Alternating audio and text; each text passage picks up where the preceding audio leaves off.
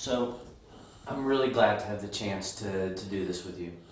And for me, this is meaningful. But for a lot of other people, this is a lot of fun as well. Because we have the chance to hear about some of the most fabulous, the most unusual, and some very, very relevant historical things that relate to your life, but relate to the history of our country. So this is a really beautiful thing that you've agreed to do, and I thank you. Thank you. It's a pleasure for me to be here. My family is looking forward to seeing these tapes, and I'm looking forward to giving it to them. Beautiful, beautiful. So what we're going to do is, this is the Thanksgiving weekend interview, and we're going to go through some general questions about your young life, and then we're going to devote most of our time to your career, your life in the military. And then we'll have some questions at the end, okay. And also perhaps some questions that people wanted to ask from last night. I wanted to start out by asking where you were born, Si. Where were you born, and tell us about anything that you remember from where you were. You want me to tell you where I was born? Yes. I was born in the city of New York on the 7th of January, 1921. So in next month I'll be 89 years old. And do you remember some very important memory of your childhood? What's the first really solid memory you have of your childhood? I remember very clearly the love and affection my parents gave me. They both worked, had very little time, but they were always there when I needed them. And do you have a best memory of childhood?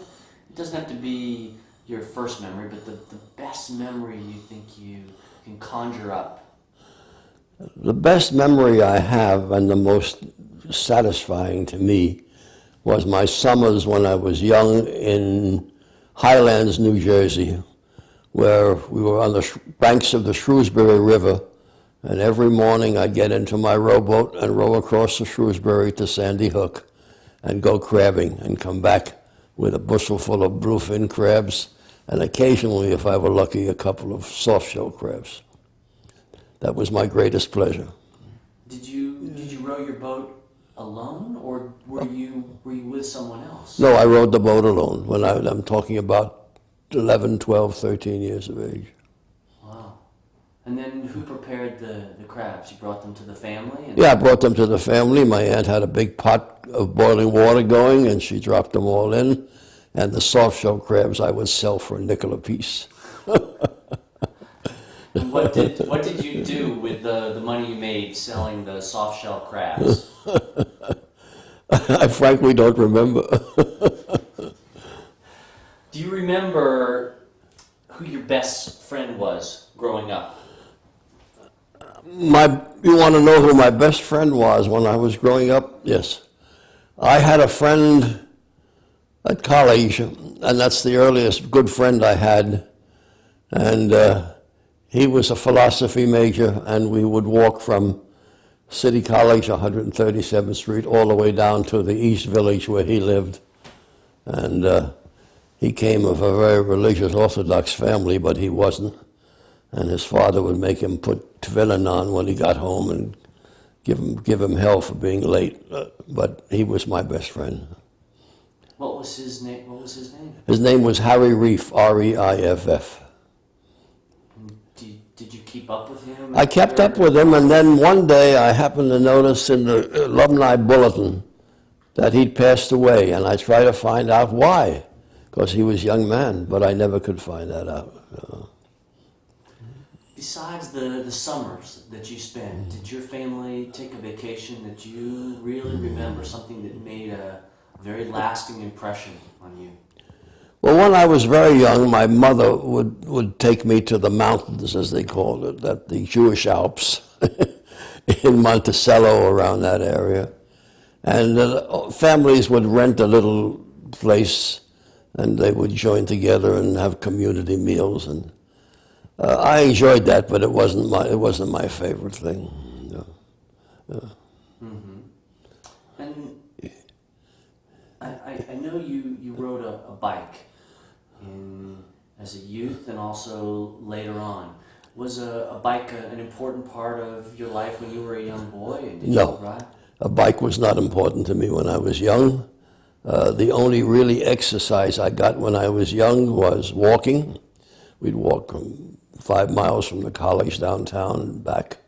And also the idea that I would, in the summertime, be able to row. And anything, the muscles that I have today still exist. I came from that because it was a very arduous thing to row across the Shrewsbury River, sometimes against the tide when the tide was moving out. I was always afraid I'd be sent out to sea. Did you ever think about joining the rowing team when you went to college? No, I went to a very shall I call it lower middle class college, and there were no rowing teams. Which college was this? City College of New York. They had no rowing team. Yeah. And when you were in high school, Si, did you have a high school sweetheart, and what was her name? I had a number of girlfriends that I considered friends. Some was a little closer than others. You have to remember the morality at that day was entirely different than it is today. So, but I had friends, but I don't remember any of them. Nothing there would stick with me. Did they have, in your high school, did they have a prom? We had a prom. Seniors? We had a prom, and I have a picture of myself at the prom. It was held at the Astor Hotel on 42nd Street or 43rd Street. And the girl who I took to the prom later became very important in my life, and I'll discuss that later. Or you want me to discuss it now? I will. No, I'll make a note of that, and I'll bring it up. Bring it up later. Did you have to go to her house to pick her up to take her to the prom? How did you do that? Yes, her father was a dentist. She lived in Staten Island, where my parents had moved to, and so I picked her up and we went to the prom. When you were up until what year were you in the city? When did you move to Staten Island? We moved to Staten Island. I'm trying to think of probably around 1938 or 9. My father had this bakery in Manhattan, in Yorkville, which was a ethnic neighborhood, German ethnic neighborhood, and he had a bakery and a restaurant, all combined. But when the area started to get gentrification, the people there didn't buy like they bought before when they had families of 8 or 9. They would come in the morning and buy 2 dozen Schnecken and 2 dozens this and that. Then they came in and bought 1 or 2, and my father said, "This is not for me." Where is Yorkville right now? Does it exist? Oh yes, Yorkville exists between 72nd Street and 86th Street. Starting at 72nd Street, the 72nd Street to 79th was Czechs and Hungarian. 79th to 86th was German. And you could get the best meal in your life if you wanted ethnic food because they were all good. And Staten Island has a history of having the firefighters, the policemen, at least right now, that's where they live. Working class, Yes, tough. It was a very working class area, except for the people that my father serviced in his bakery. They were Jewish people. A lot of them were professionals. And that's how we made a successful operation in Staten Island. Was there a growing Jewish population in Staten Island, or? There was a growing, and the Jewish Center for Jewish Studies was right where we lived, and so I joined that, and it was a very, very rewarding era. Mm-hmm. So, do you remember when you first fell in love? How old were you? Can you tell me just a little bit about that? Well, I really didn't fall in love. I was so busy making things meet at my ends that I didn't realize about love until I was at Columbia Law School, which I'll discuss later too. And my roommate there, my classmate, lived not too far from Columbia, and he would bring me home for dinner at night. And I met his sister, and who had graduated from Vassar the year before, and so we got married. And you think that's the first time you fell in love? Yes, I can truly say that was the first time.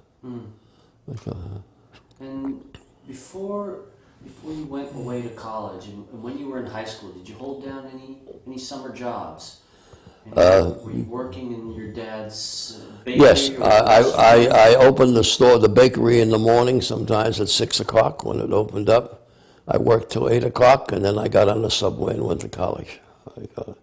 So that was my working era. I didn't earn any money, but my dad needed somebody to open up the bakery, and I was usually there. Who did the baking? Isn't that done very, very early in the morning? Yes, my poor father. I sometimes feel so bad about him. He would get up at 11 o'clock at night, and no matter how tired he was, he'd always get down to the bake shop and prepare his doughs and everything else for he worked 14, 15-hour hours a day, a day, And, but as I say, he always had a wonderful sense of humor, and we got along just great. Where was he from? Where did your family My father was born in Vilna, which is Lithuania, but he came here when he was very young. My mother, on the other hand, was born here, and that made a big difference in our lives because my mother really was the business lady. She understood. My father was a good baker, a great baker, but my mother was, as happens so often in families, the matriarch of the families. And where did your father learn this baking? That's How right. did he learn? He learned the hard way. He came over from Europe and was looking for some place to earn a living, and he got a job in a place that was a metal fixture maker, but the fumes almost got him, so he decided to quit that. And he had a relative who had a bakery in the Bronx, and he went to work for her. And as usual, when you work for relatives, they took advantage of him, and he worked long hours for them. And but aside from that, my father had a couple of friends, and they decided to go on Saturday to an amusement park called Starlight Park in the Bronx. And my father told his relative that he won't be there on Saturday. And she said, if you don't come in for work, you're finished here. And he told her where to get off and left. And by that time, he knew he could get a job, and he met my mother in Starlight Park. And he was in love with her for all the years they were married, 52 or 53 years. Where is Starlight Park now? It's in the East Bronx, the north part of the East Bronx, near the expressway. I forgot the name of the expressway up there. It's no longer there, of course. I've never heard of it. No, nobody heard of it. Did you go to Coney Island as a kid? Oh yes, that was our big outing for the family. For a nickel apiece, we all got on the subway, and we went to Coney Island, and we had a lot of fun. Did you ride? Were you fearful of any ride, or No, I never liked to see the loop-de-loop rides, but I did enjoy some of the others. And of course, a Frankfurter and fries at Nathan's was a must, and it was a very wonderful. We didn't do it often because my father worked too hard, but every once in a while we'd say, put aside a day, and say, this is the day we're going to go to Coney Island, and we did. And you took the subway, and you changed the subway, and you got on the BMT, and you went all the way out to Coney Island. Yeah. And after high school, did you go straight to college, to City College? Yes, that was one of the things. I was in a high school called Townsend Harris, which was an honor high school. I took an exam to get in. Nobody thought I'd get in. I didn't think so either, but I got in. And you had 5 or 6 majors, and you could do high school in 3 years instead of 4. So I worked very hard there. Of course, the first year I didn't work very hard because I wasn't used to the freedom they gave me. They gave me a schedule and told me to be in this room at 2 o'clock and be in that room. This was all new to me. I had never seen that. And so my grades in the first semester were very poor, and I was threatened with expulsion. And then I had the dean of, this was a City College outfit run by City College. Mm-hmm. The dean at City College was my aunt by marriage's brother, Dean Gottschall. And he called me in one day and he said, you know, you're going to be a disgrace to the family. You got to either shape up or get out. So he put the fear of God into me, and I started to work hard, and it was a wonderful, wonderful 2 years I spent there because the teachers became my friends, mm-hmm. and they would take me to theater. They would teach me how to dress. Instead of buying a cheap suit at S. Klein on the square, you go to Brooks Brothers, you save your money, you buy one suit every 2 years or 3 years, but you look good. And they taught me how to get along in society, mm-hmm. which you don't learn at a place like Townsend Harris. Does Townsend Harris exist anymore? After the Townsend Harris was abolished by Mayor LaGuardia, he should rest in peace. he decided that it was too much of a fancy school, and he didn't like schools like that. So he closed it up, and closed it up about 5 years after I graduated from there. It was then reopened by some very, very active people at Queens College, and now exists at Queens College. But it is no longer the elite school that it was, but it's a fine school. And I belong to the Alumni Association for that school. And then you went, so from Townsend Harris, you completed high school, you had an accelerated period. Yeah. And then you went straight to City College. Right, you were automatically admitted to City College if you graduated from Townsend Harris. Otherwise, you had to take an exam to get into City College. Yeah. And you completed your degree at City College before joining the military? No, it didn't work that way. The war was declared on December 6th, was it? 5th, 6th, 1941, and I was in my last semester. And I was concerned how I was going to get my degree because I knew I was going to be called up. Everybody was being called up. So I had been active in the Army as a civilian, and I was told that if I could pass certain examinations and go before a board, and I'll tell you how that happened, I would be granted my commission. I did that. And the dean said to me, if you get your commission, I'll give you 12 credits in ROTC, which will give you the amount. I mean, things were different then. Everybody was trying to help people out at that time. So you would be able to graduate? Yeah. In other words, I graduated in 42, even though I was already far away from the school at that time. Why was it important to get your commission? How did that work? How was that? It happened because when I was a young man at Townsend Harris, I happened to look on the bulletin board one day, and I saw an ad which said, "Why not spend a month on the shores of Lake Champlain?" So I said, free of charge, where'd it go? So I went to my mother and I said, how about it? And she said, well, we have no money to send you to camp. And if you want to do that, she signed the necessary papers. What do you call it? I spent that time at Lake Champlain at Plattsburgh Barracks. And the following year, I won an award there. They wanted an essay about patriotism, and I wrote them about the Ephebic Oath, where we leave our country better than we found it. That was the idea, and they thought that was just marvelous. So. This was kind of a boys' military camp? It was called the CMTC, Citizens Military Training Camp. And so I went there, and then the following year they invited me back.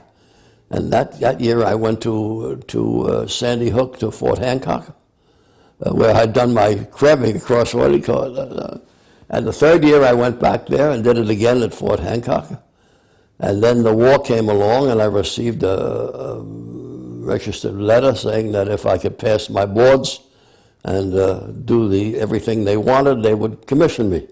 And I said, yeah, I'm your man, and they did commission me. And within 5 months after the war began, I found myself on my way to Fort Knox, Kentucky, as a second lieutenant, and that was a great day for me. I really felt that I had achieved a great deal by becoming a lieutenant in the United States Army. And so I went down to Fort Knox, Kentucky, and Armored Force Training School, and I must have had a good PR agent, because every time I wanted something done, there was a guy there to put my name in the paper or do something, and I never, of course, had anything like that. So I arrived at Fort Knox, and I was training people to take apart the Thompson submachine gun and blindfold them and have them put it together again and things like that. When I got a call to come down to headquarters, I did. And the commanding general there, a general named Scott, said, I see from your IBM card, they didn't have anything else then, that you speak a little German. I said, I do, sir. Just a little. He said, well, in that case, I want you to form a platoon of German-speaking soldiers. I want you to act as the enemy on maneuvers. Of course, they had maneuvers there at that time. And little did I realize that I was putting myself in danger, because these redneck kids, they couldn't tell the difference between the fact that I had an armband which had a Nazi, what do you call it, swastika on it. So wow. And that, you can just hold that up, and I'll zoom in on that. right. Hold that right up a little bit higher. 1 second here.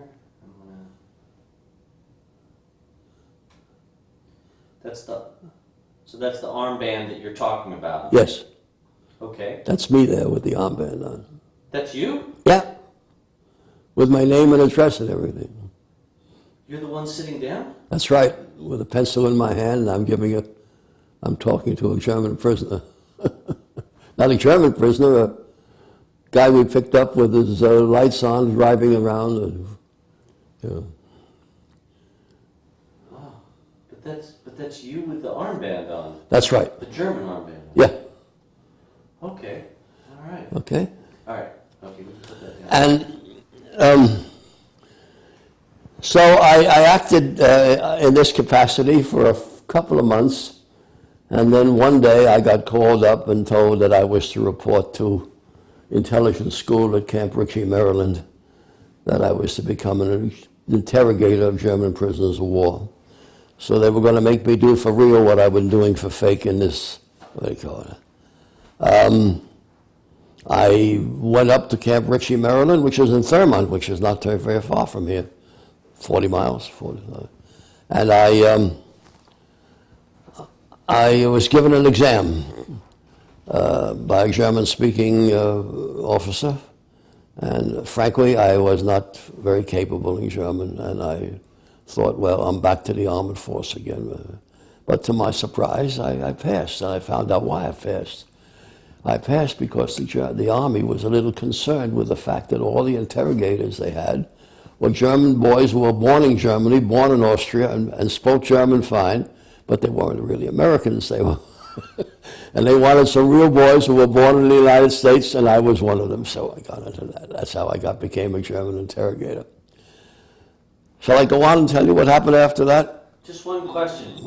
Can you answer? Did they give you additional German language training then after No. that point? No. No.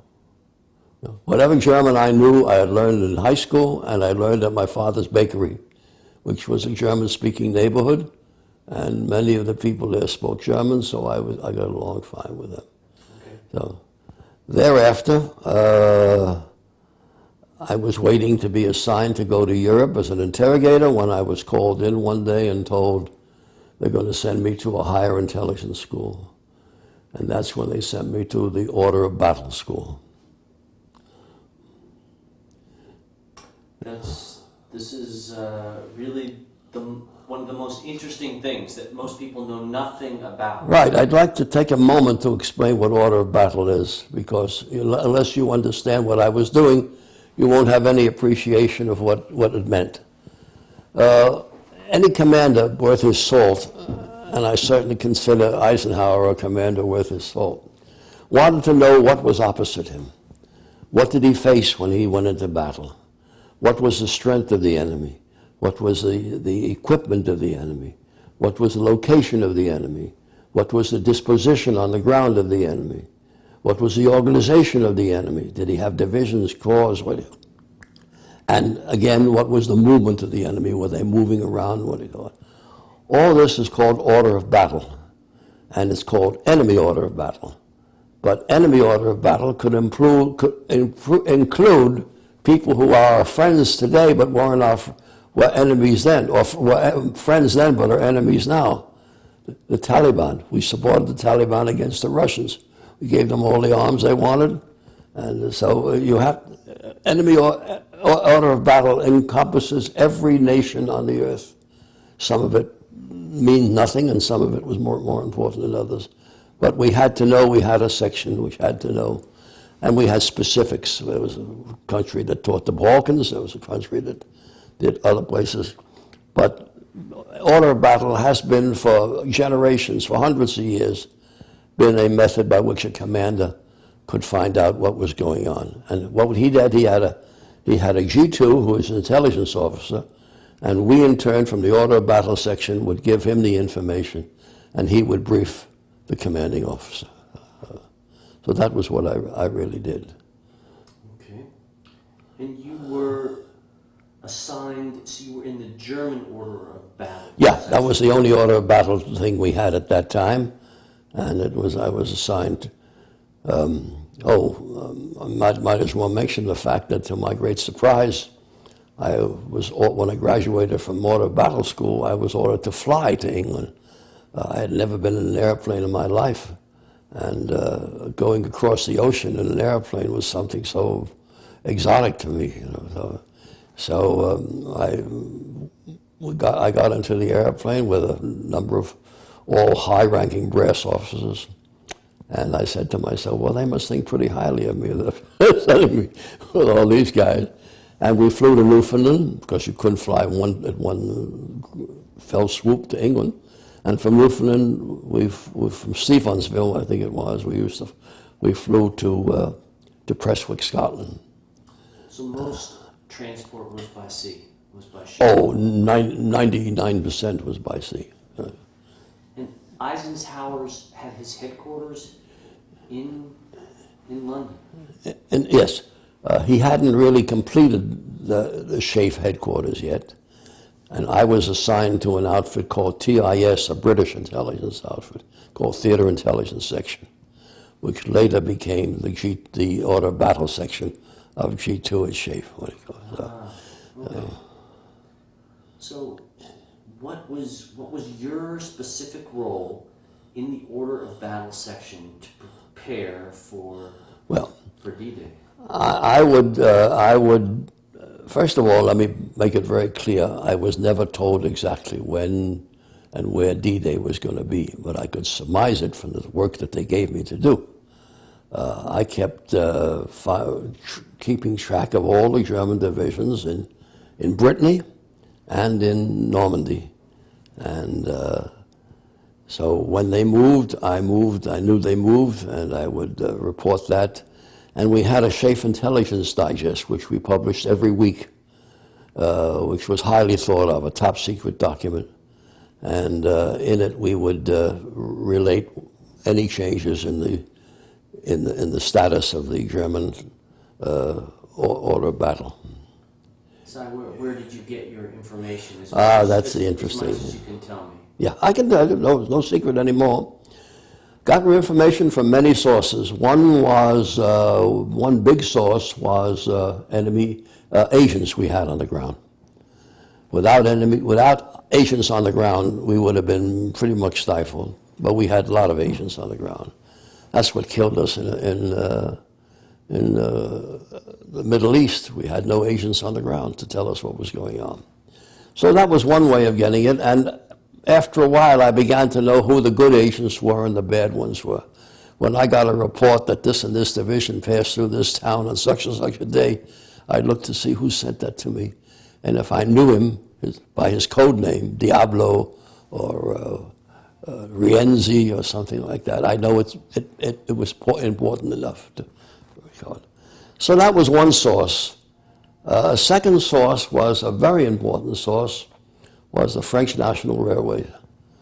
They would send us, as soon as they got orders to move to do something, they would send us a copy of the orders to what do you call it? The French National. Yeah, the French railways. They ran the railways for the German army. But they were working for.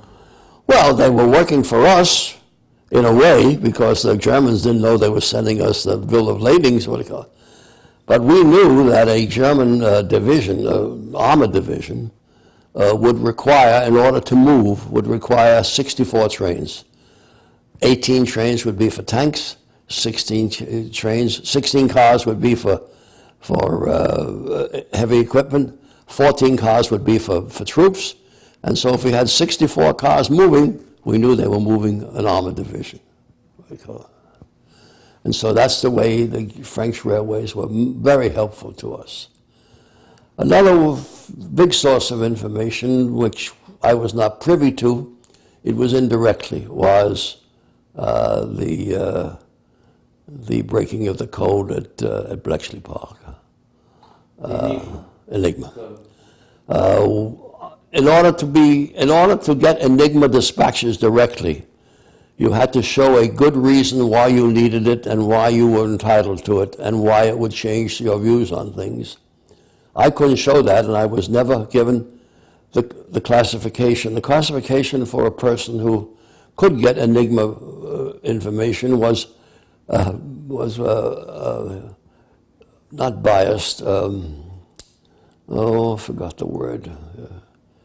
Anyway, they had a special designation higher than top secret. Bigoted, that was the word. You were bigoted if you were entitled to get information on Bletchley Park. But you were only entitled to get it in the little small area that you were working on. In other words, when we learned later that the Germans were going to bomb Coventry, or they were going to bomb some other place, we let the populations be decimated there. That was a decision that Churchill made. Once we gave them knowledge that we knew they were going to do that, it would blow our cover completely. What do you call it? So that's another source. Another source was German newspapers. We'd have them flown in from Switzerland every day, and the Germans were not that security conscious as the Russians were. The Russians said nothing in their papers.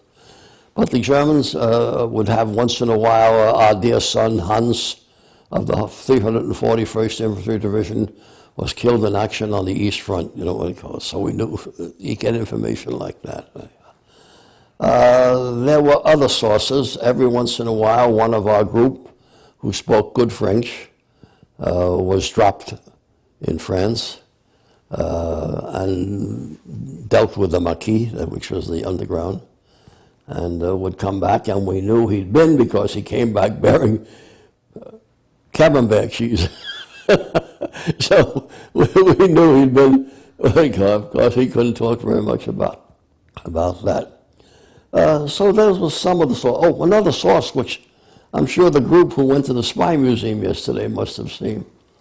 I was called in one day and told that they had given me an additional job. I was to become Brieftaubenoffizierer, which in German means a carrier pigeon officer. And what I felt that meant, well, I found out what that meant was, we decided where we needed information. Information is not intelligence. Information has to be processed into intelligence. We would drop, I would tell the RAF, would drop 40 pigeons over Rennes and 100 pins over Alençon or places like that. And this consisted of a box. And the pigeon would be put in a box with water and some food. And a little parachute was attached. And a note to whoever found the box that they were to write with this fine pencil on this tissue paper, tell us what they saw in their area, what numbers they had on the German troops had on their uniforms, all the information we could get, whether there were tanks in their area. It was a source of information, but unfortunately, most of the notes we got back were "Vive la France, when are you coming?" And then it became almost impossible because my pigeons didn't come back anymore.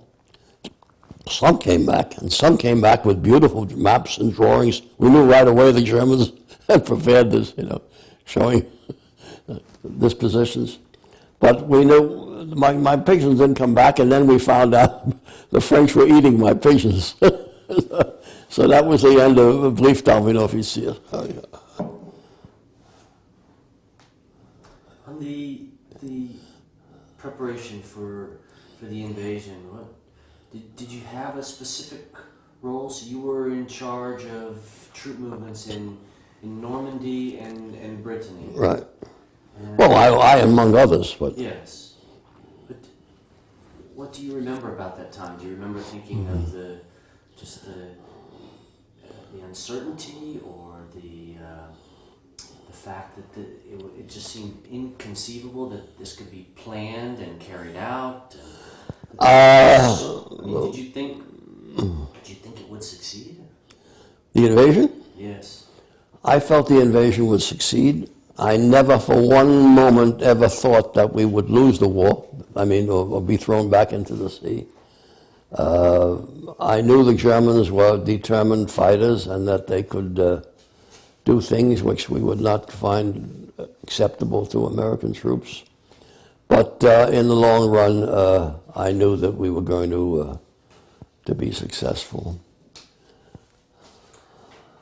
One of the questions that came about last night was about weather reports in D-Day. Well, it was quite obvious to everybody that the weather was bad. Let me begin by saying that SHAEF was divided into two parts. SHAEF being Supreme Headquarters, was divided into two parts. One part was called SHAEF Forward, the other was called SHAEF Rear. SHAEF Rear had to do with all of the problems that involved in the supplying of the troops with gasoline like that. SHAEF Forward, which I was part of, we were actually engaged in determining where the Germans were moving their divisions and what they were doing. That was my function there. I also knew from what I had learned from reports that the troops in Brittany were mostly what they call Bodenständige Division. They were troops that were there to keep order and peace. They were not there really to fight. Many of them were Hungarians, Lithuanians, and all sorts of people down there. The Hungarians put up a fight after a while, but the Germans were careful before they took somebody in and gave them a uniform. They made sure that they were pretty loyal. So when General Patton went into Brittany, he came in there, it was like a slice of butter. He went right through the whole thing. There was not much opposition there in Brittany. Okay. And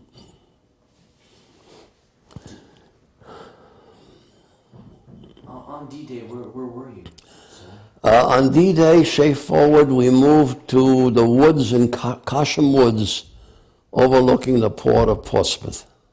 And that's where Eisenhower had a caravan, and that's where he that's where he was at the time.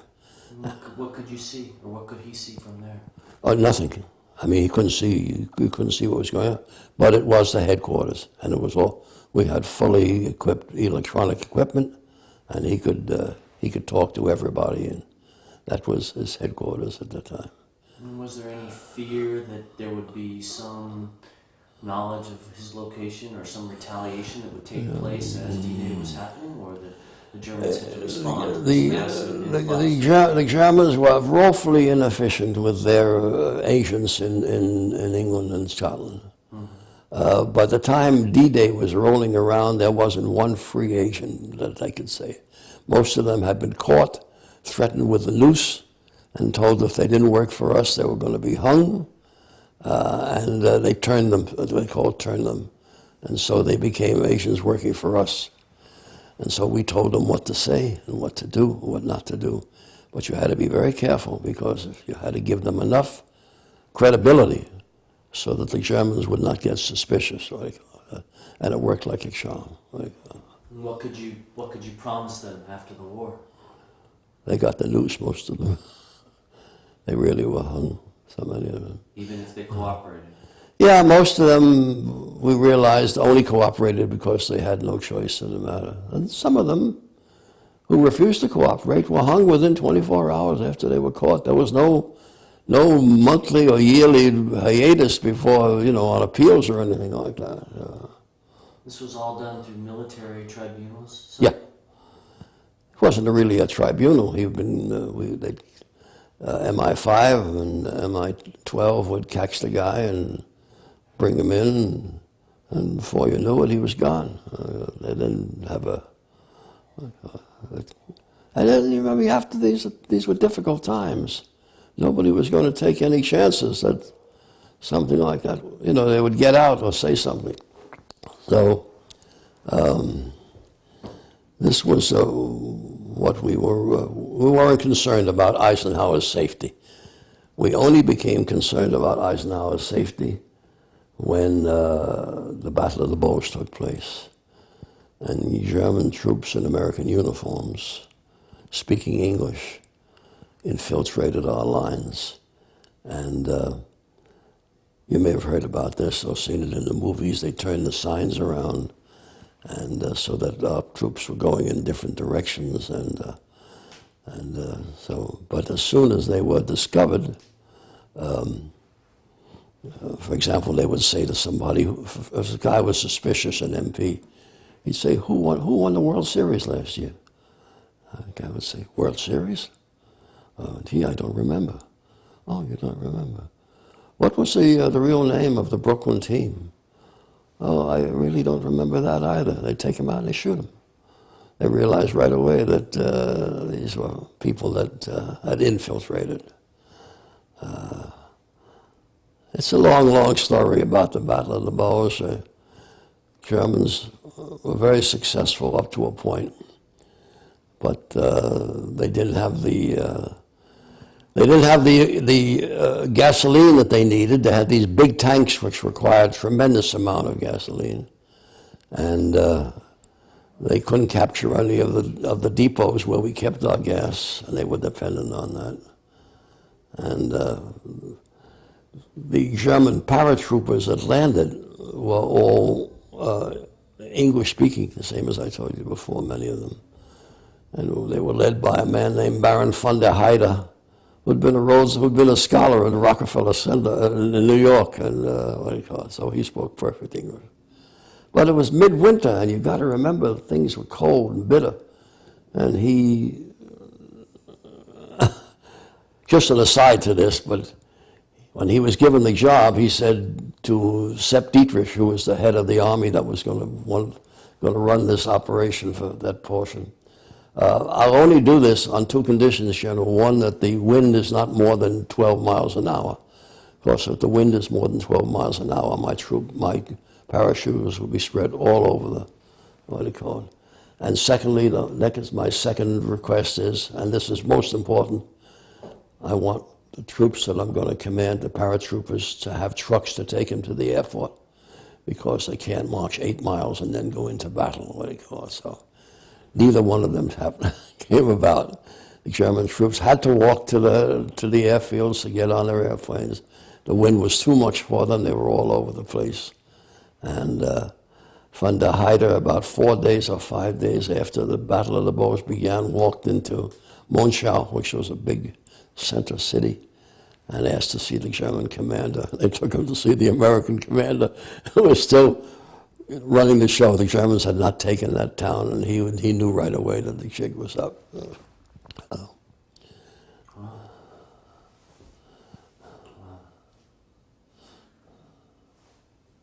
In all this period, so there was a lot of chaos, right? I mean, there were in some moments it was...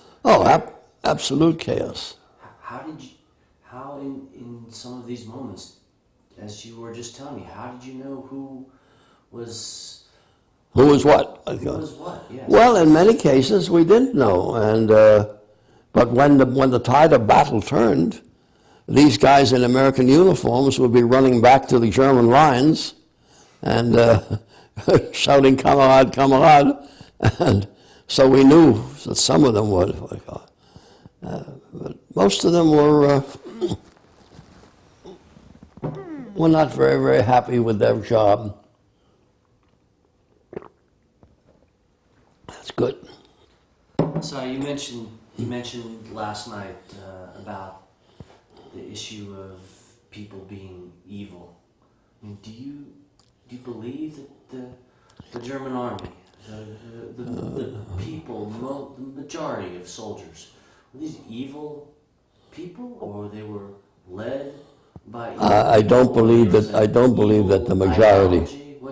How do you see it? I don't believe that the majority of German Wehrmacht troops. We're talking about two different things. There were SS troops, and there were Wehrmacht troops. The Wehrmacht troop was the regular army. SS was fighting troops, but in the SS. But they also were not part of the atrocities that took place. I found that cross-examining some of them that, and some of them were kids, 14, 15, 16 years old.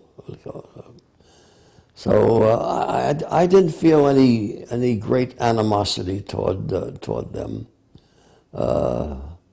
Every once in a while, you'd meet an SS officer who would rather spit in your face than give you an answer.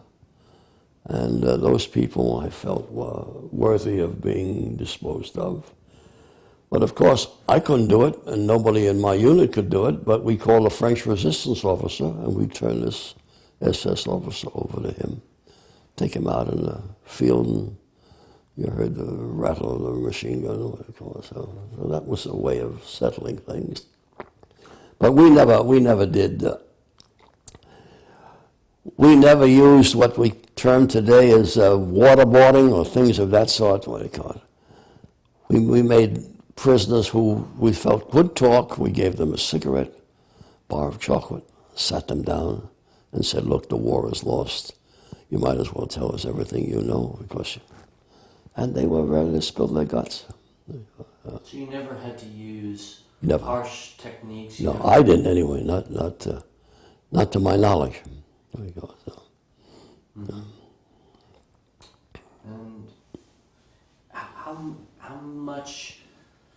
how helpful was the interrogation information before the end of the war? Was that as helpful as the other information you were collecting? Well, there are two types of information which we collected. One was combat intelligence information. We wanted to know where the 88 millimeter guns were, and what I call it, and how far back they were, and who the troops were that were running the 88s. And then there was another type of intelligence which was entirely different. We wanted to know how was the situation for gasoline. Could they get gasoline for their vehicles, what do you call it? That was called different type of intelligence entirely, what do you call it? No, I myself was not involved in the end with the combat intelligence. I was interested in finding out what happened to this division and where it was. Mm-hmm. I forgot to tell you, one of the sources of information that we had was the Russians. But the Russians were not very, very cooperative. It was with great difficulty that we got the Russians to tell us anything. And after the war was over and I was in Flensburg, living on the boat with the Russians, I learned why. Because they were convinced that we would eventually be fighting against the Russians. And right to the very end, they believed we'd turn around and start battling the Russians. Truman would change his mind and what he call it. So. When you talked to the Russian soldiers, did they speak about the incomprehensible losses that they had suffered at the hands of the Germans during this war? I mean, how could people think that the Russians would be ready to go to war again? They weren't ready to go to war again, and they certainly didn't want to go to war again. But we had a man named Stalin in control, and his word was the law.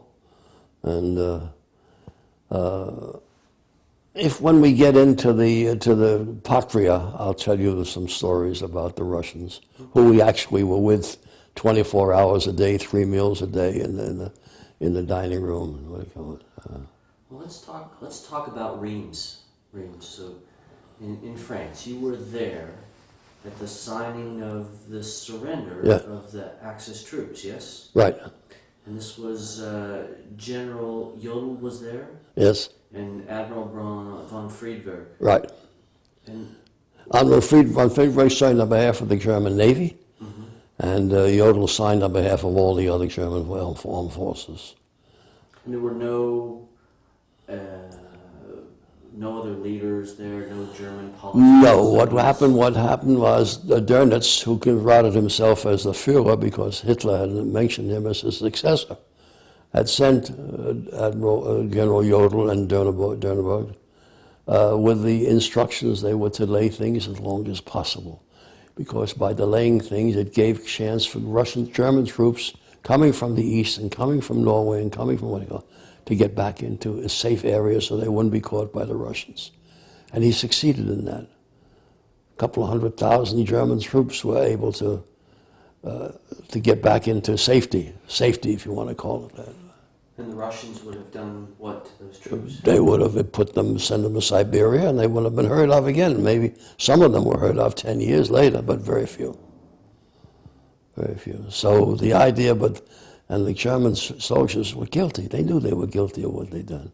And so they were determined by any means they could to get back into British hands, American hands, even French hands. And so that's what they did. Well, what memory do you have in Reims? Were you there at the signing? Did you? It's a small room. I wasn't in the room when it was signed. But at 2:41 in the morning, we were all pulled together and told the war was over. What do you call it? And I must say, I see scenes in newsreels of people exuberant with joy. There was no exuberance in headquarters when we knew the war was over, and with Germany anyway.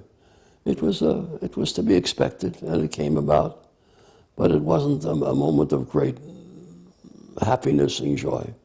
Because all we knew was that now we've got to go and turn around and go fight the Japanese. And so they were already preparing orders for us to go and fight the Japanese. So unlike the daily news and all the papers, men kissing women in Times Square, nothing like that happened at our headquarters. At that period, immediately after the signing and the war was over, did you get new orders at that time related to? No. To Japan? You think? To Japan or to do? I got orders to go to Flensburg, Germany, where Admiral Dönitz has set up a headquarters. And he would have, Flensburg, Germany, by the way, is right on the Danish border. And it was one of the few towns that hadn't been bombed, so that was okay for us to use it as a headquarters. But in the harbor of Flensburg was a very beautiful ship called the Patria. It was a luxury liner which had made one run before the war and then got holed up in Flensburg. And it was a liner where the German, high-ranking Germans were on board. And so when we got there, we threw them out of there and we moved in. So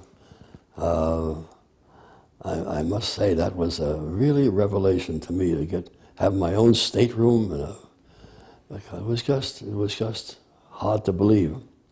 But that's the way it happened. And then a few days after we were there, the Germans, the Russians arrived. The Russians always insisted that they had the right to be everywhere that we were, and so they arrived. And about 50 Russian officers came, and they joined us aboard the boat. And in order to do the job that we were doing, one of the Russian officers was assigned to one of the American or English or French officers. And I got a nice young man who became my confrère, the man I worked with. And our job was to go through the German Army war maps of the attack on the Soviet Union. And the Germans had the most elaborate, beautiful maps they had made of all the battles. And it was our job to decide who would get what map and what the others. And every time I tried to take a map, the Russians would say, no, Allies, you don't need that map. And we'd say, yes, we want that map, because we knew nothing about German-Russian order of battle. And I told you, even though you have friends, you still don't know what friends are going to become enemies. So we would take as many of these maps as we could, and we'd fly them to London, and they would make copies in London and bring them back the following morning. It was 2 hours. And then you could share them with the Russians. No, the Russians, which they didn't know that we were doing that. If they knew, they didn't say anything. But we got information from those maps that we wanted. They were maps of the German army facing the Russians, so they knew what divisions were here, and the numbers and the battalions.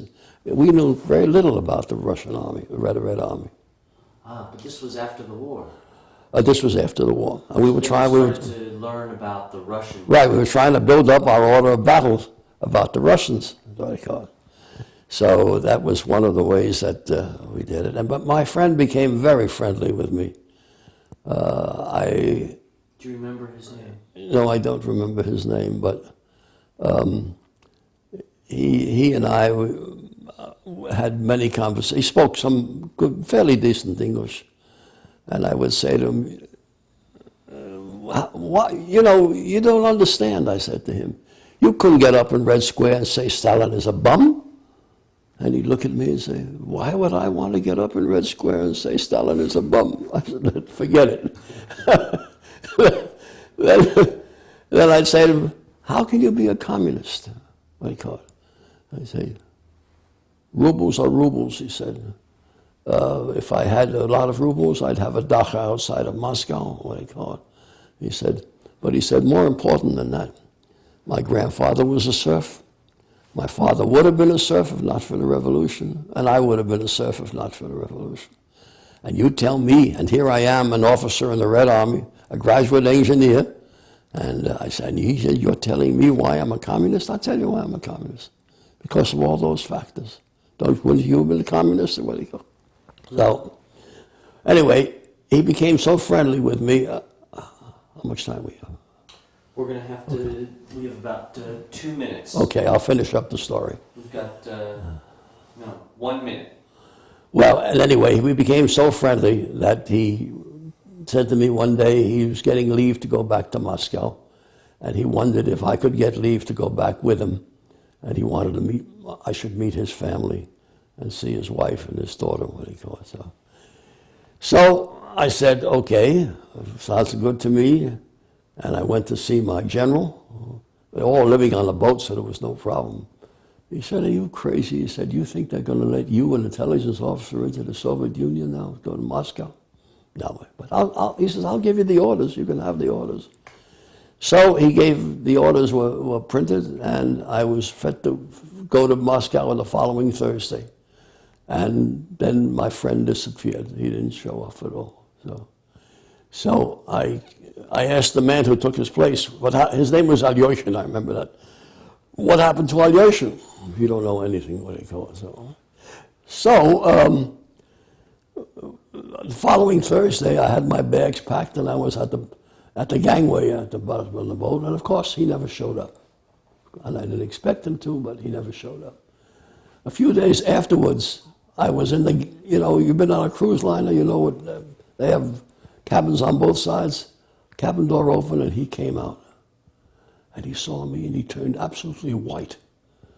And he said to me in German, Steinberg, Sie verstehen, ich kann mit Sie nicht sprechen. You understand, I can't talk to you. And he turned around and he ran like a scared bodyguard. That was the first time he ever understood what I was talking about when I talked about his being a... I think we're out of tape. Okay. We're out of tape. But that